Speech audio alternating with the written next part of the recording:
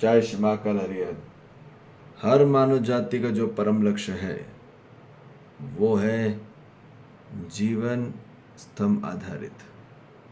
ये जीवन के 4 पैर हैं, 4 स्तंभ हैं। इसी में पूरा जीवन टिका होता है, इसी में जीवन पूरा संचालित होता है, इसी पे जीवन सृजन होता है, इसी में जीवन संरक्षण होता है, इसी में जीवन विसर्जित होता है, इसी में जीवन विकास होता है, इसी में जीवन सुरक्षित रहता है, इसी में जीवन कल्याणकारी परिवर्तन की ओर बढ़ता है, अर्थात विनाश की ओर बढ़ता है। अब ये हमको समझना होगा क्या है, कौन से 4 पैर की बात हो रही है। वो है अर्थ, धर्म, काम, मोक्ष। तो वेद पुराण के क्रम अनुसार ये बताया गया है कि सबसे पहले अर्थ को पकड़ो। जिसने अर्थ को पकड़ लिया उसने फिर धर्म को पकड़ लिया। तो लोगों ने क्या करा, अपने मन से कथा पे कथा बनाई और अर्थ पे अर्थ बनाए और उससे फिर धर्म बनाया। अलग अलग प्रजाति जाति के धर्म बनाए, हिंदू मुस्लिम सिख ईसाई, अलग अलग प्रकार की जातियां बनाई गई और इसमें मानो क्या हुआ, सिद्धि प्राप्त नहीं हुई। फिर मानो बहुत सारे काम करने लग गया। धर्म तो बना के उसने सोचे धर्म बना के सुखी हो जाएगा, शांति मिल जाएगी, नहीं मिली उसको। मानव को लगा कि अब काम करके उसको सुख मिल जाएगा, तो बहुत काम करने लगा, बहुत काम, और कर्म को प्रधान मान लिया और वो काम ही काम करता रह गया। पर मानव को लगा कि काम करके उसकी मुक्ति होगी,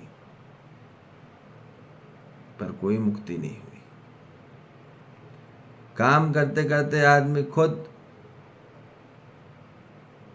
बाहरी तौर से मुक्त हुआ, आंतरिक तौर से उसकी मुक्ति नहीं हुई।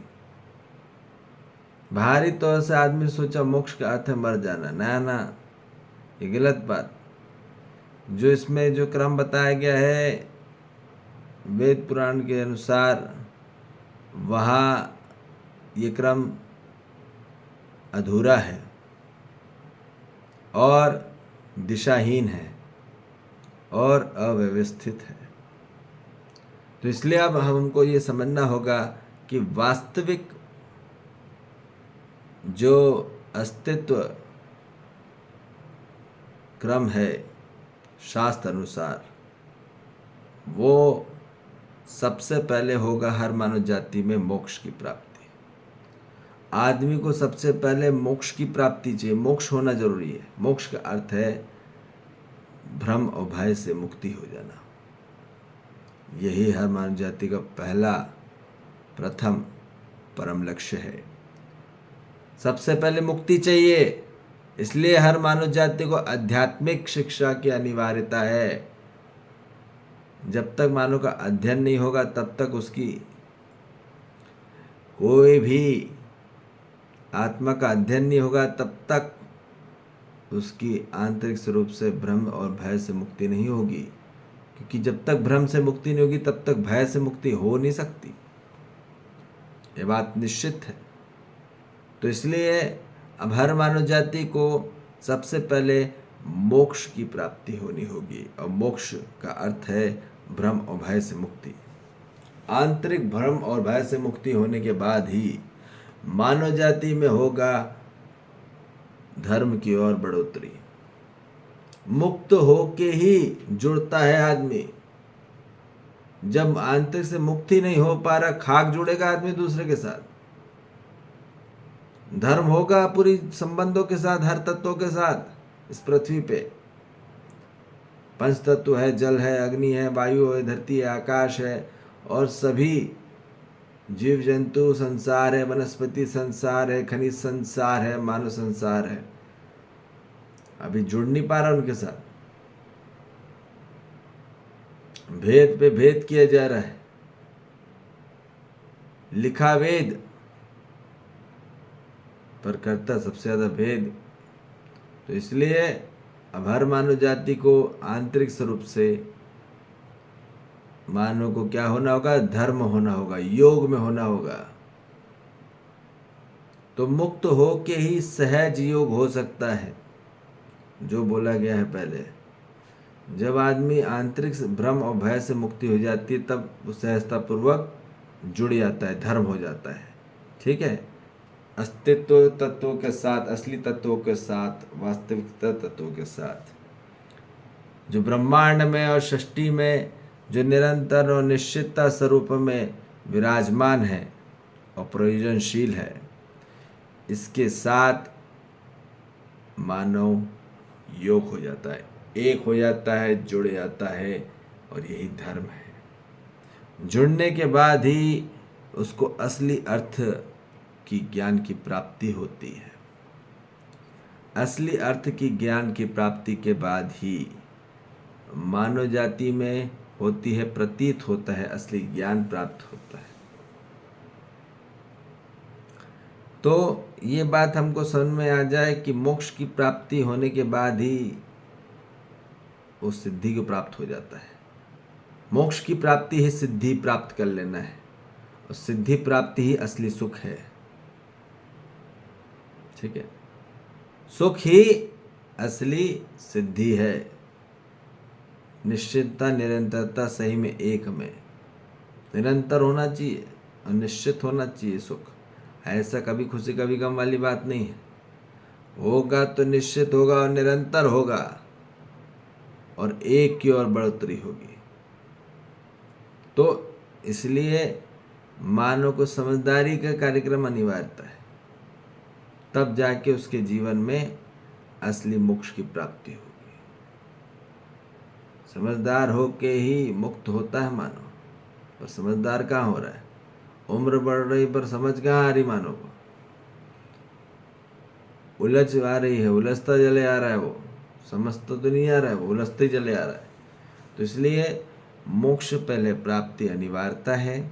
मोक्ष का अर्थ मरना नहीं है ना।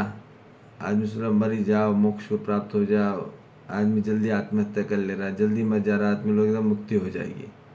ऐसा कोई मुक्ति उक्ति नहीं है। फिर से वापस जन्म होगा और फिर से उठपटांग हरकतें होने वाली है।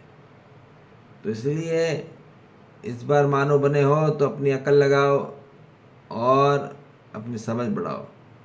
समझदार बढ़ के ही मानव जाति में सुख की प्राप्ति होगी, ये बात निश्चित है। और इसके बाद ही मानव जाति में, मोक्ष के बाद ही धर्म होता है, धर्म के बाद ही, धर्म होते ही प्रतिबद्धता को प्राप्त होता है। प्रतिबद्धता को प्राप्त होने के लिए मानव जाति को असली चीज प्राप्त होगी। असली कमिटमेंट, संकल्प जो आता है, ये ईमानदारी से आता है, और यही धर्म है। ईमानदारी ही धर्म है। समझ में आ रही बात? तो धर्म हो के ही मानव जाति में अर्थ की प्राप्ति होती है, ज्ञान प्राप्त होता है। ठीक है, असली चीज उसको प्रतीत होती है, इन्फॉर्म पता होती है, उसको पता चलता है क्या है असली अर्थ। ठीक, तो अर्थ की प्राप्ति के बाद ही मानव जाति को फिर काम करना है। अर्थ को समझ के ही, अर्थात जो पंच तत्व है, इसकी जो हमको ये समझ में आ जाए इसकी कैसे उसकी सदुपयोगिता करना है और कैसे उसकी संरक्षण करना है। इन पंच तत्वों को किस प्रकार से हम सदुपयोग करें और संरक्षण करें, और फिर उसके बाद फिर हम आते हैं काम में। फिर काम करना है हमको। ठीक, पर मानव जाति कहाँ जा रही है? मानव तो सबसे पहले कर्म प्रधान मान लिया। कर्म प्रधान पहला नहीं है, कर्म पहले करना नहीं है, कर्म बाद में है, सबसे आखिरी में। पहले हर मानव जाति को मोक्ष की प्राप्ति हो जाए, धर्म की प्राप्ति हो जाए, अर्थ की प्राप्ति हो जाए, फिर जाके असली काम चालू करना है। पर क्या हो रहा है, पूर्ण मानव जाति मरते दम तक आज भ्रमित मानव सिर्फ काम करता रह जाता है और काम वासना में लगा रहता है। तो अर्थ को समझ के ही फिर मानव को असली काम की ओर बढ़ना है। ठीक, बात समझ में आ गई। तो इसलिए हर मानव जाति प्रजाति विश्व कल्याण को अपनी संपूर्ण कला की ओर बढ़ना होगा, संपन्न होना होगा, परिपूर्ण होना होगा। ठीक है, और वो होगा सिर्फ और सिर्फ कहाँ पे, इस क्रम में, वास्तविक क्रम में अब होगा। ठीक है, तो असली काम हुआ जाता है मोक्ष के बाद ही, धर्म के बाद ही, अर्थ के बाद ही असली काम होता है, और यही करना है हर मानव जाति। फिर संपूर्ण और संपन्न समृद्धि से संपन्न होगा एवं समाधानित से न्यायपूर्ण होते हुए क्या होगा, वैचारिक और व्यवहारिक में होगा, और यही चाहिए हर मानव जाति को। ठीक है, तो इसलिए ये बात समझ लीजिए कि मानव अपनी जिम्मेदारी से ही अर्थ को पकड़ पाता है, और अर्थ को पकड़ के ही फिर वो असली भागीदार की ओर बढ़ता है, और फिर वो आनंद को भास कर लेता है, जो प्रकाश है उसको प्राप्त कर लेता है, वो आनंद में हो जाता है। जिसने प्रकाश को प्राप्त कर लिया, जो भास कर लिया अस्तित्व को, जीवन को, तो फिर वो असली जीवन काल को समझ लेता है। ठीक है, तो इसलिए अब बात ध्यान रखिए कि ये 4 स्तंभ जरूरी है।